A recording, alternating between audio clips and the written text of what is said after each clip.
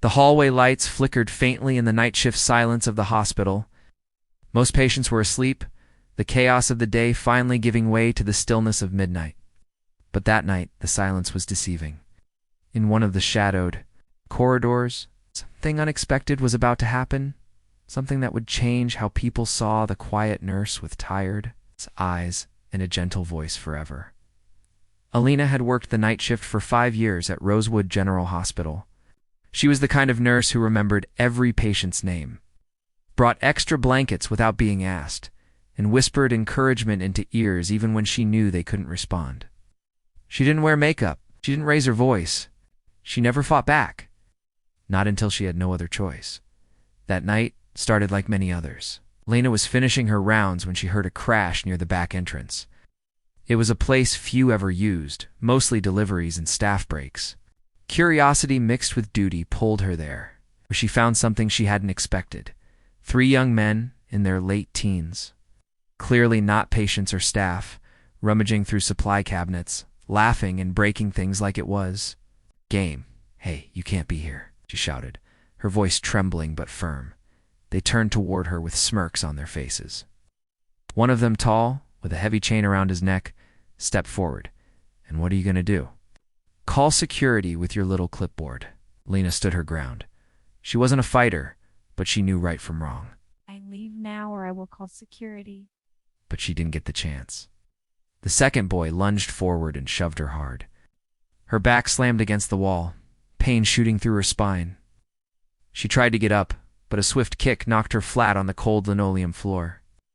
Laughter echoed off the walls as they scattered papers, overturned chairs, and dumped drawers. Full of medical tools, she lay there stunned, breathless, her hands trembling.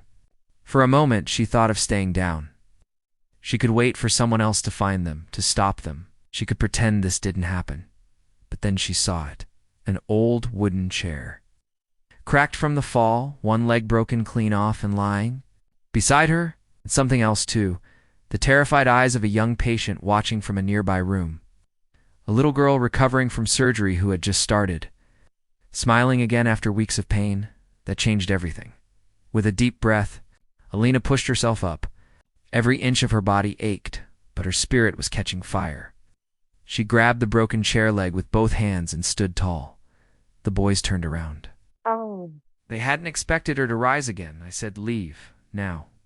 This time her voice didn't shake. The boy with the chain sneered, "You think we're scared of a nurse with a stick?"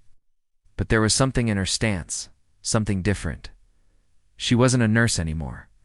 She was a guardian of the hospital, of the patients, of every quiet person who had ever been pushed down.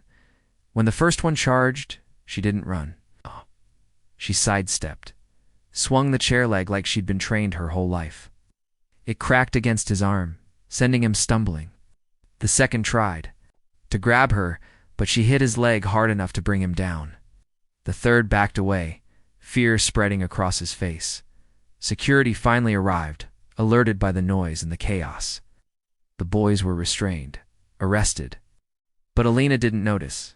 She was still standing in the middle of the corridor, gripping the splintered chair leg, her breath heavy, but her spine straighter than ever.